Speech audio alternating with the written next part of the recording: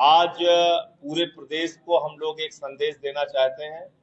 जो ज्योतिबा फूले जी और सावित्रीबाई फूले जी के जीवन पर, उनके संघर्षशील जीवन पर एक फिल्म बनाई गई है फूले। उस पर मोदी सरकार के द्वारा रोक लगाई गई है।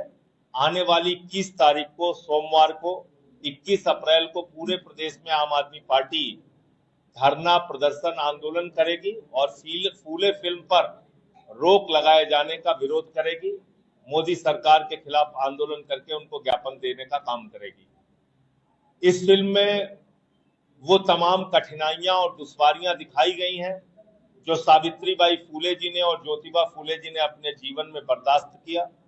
उन्होंने वंचित समाज को शिक्षा देने के लिए, दलित समाज को शिक्षा देने के लिए जो संघर्ष किया और यातनाएं झेली, उसके ऊपर आधारित ये फिल्म है।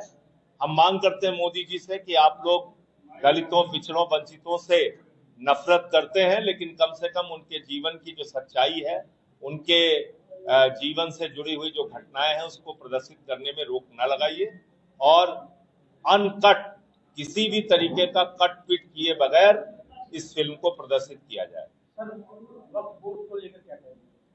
वक्फ बोर्ड पे माननीय सुप्रीम कोर्ट में आज सुनवाई है और ये एक गैर संवैधानिक बिल है जो हमारी धार्मिक आजादी के खिलाफ है। धारा 26 संविधान का जो है 25-26 जो कहता है कि किसी भी धर्म के मानने वाले व्यक्ति को अपनी धार्मिक मान्यताओं के हिसाब से धार्मिक संपत्तियों के प्रबंधन करने और पूजा अर्चना, उपासना, इबादत और प्रेयर करने की छूट है।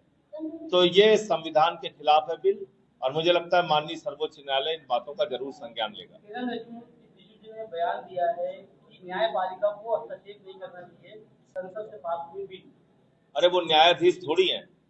न्यायाधीश का काम है, कोई भी बिल पास हो रहा है तो वो संविधान के अनुरूप है या संविधान के खिलाफ है, इसको देखें। और ऐसे कई बिल पास किए हैं पार्लियामेंट ने जिस पर सुप्रीम कोर्ट ने रोक लगाई है और परिवर्तन किया है। पहले पश्चिम बंगाल में जो दंगे हुए, पश्चिम बंगाल के दंगे पर मुझे पूरा यकीन है कि ममता बनर्जी जी एक सक्षम और योग्य मुख्यमंत्री हैं और वो निश्चित रूप से वहां की स्थिति को जल्दी सामान्य कर लेंगे। मुर्शिदाबाद में जो दंगे हो रहे उसके बारे में क्या कहेंगे? पिछले 7 दिन से मैडम वही बताया, पिछले 7 दिन से यही बोला, अभी बोला तो बोल दिया।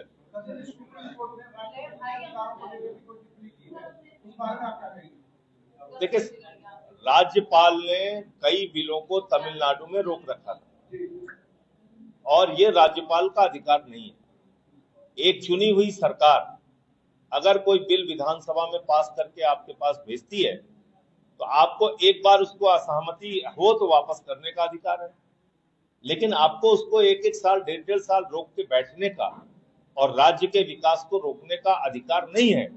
तो इसलिए माननीय सर्वोच्च न्यायालय का जो फैसला है तमिलनाडु के मामले में, और अब संभवतः वो पूरे देश के ऊपर लागू होगा क्योंकि सुप्रीम कोर्ट का फैसला है, तो वो 100% सही है और किसी भी राज्यपाल को अपने लाट साहेबी डंडे से सरकार चलाने का अधिकार नहीं। भाई वही तो बहाना लेते थे ये लोग, राज्यपाल लोग बिल को भेज देते थे और वो बिल पड़ा रहता था। तो निश्चित रूप से कोई भी बिल अगर राज्य के हित में है, विधानसभा ने पास किया है, चुनी हुई सरकार ने पास किया है, डेमोक्रेसी के अंदर एक चुनी हुई सरकार का सबसे बड़ा महत्व है, तो आप उसके बिल को रोक रोक के 2-2 साल बैठे रहेंगे तो उस राज्य का विकास कैसे होगा? तो इसलिए वो फैसला ठीक।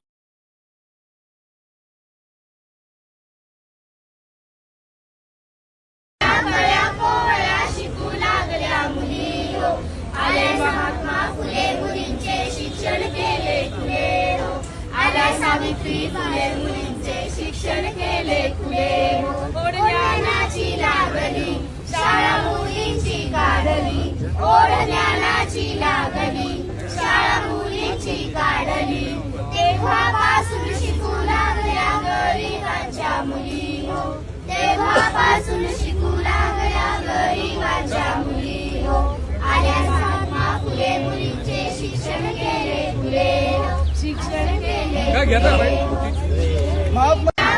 कोवळ्या शिकू लागल्या मुली हो, आल्या महात्मा फुले मुलींचे शिक्षण केले खुले हो, आल्या सावित्री फुले मुलींचे शिक्षण केले खुले हो, ओढ ज्ञानाची लागली शाळा मुलींची काढली, ओढ ज्ञानाची लागली शाळा मुलींची काढली, तेव्हापासून शिकू लागल्या गरिबांच्या मुली हो, तेव्हापासून शिकू लागल्या गरिबांच्या मुली हो, आल्या महात्मा फुले मुलींचे शिक्षण केले खुले हो, शिक्षण केले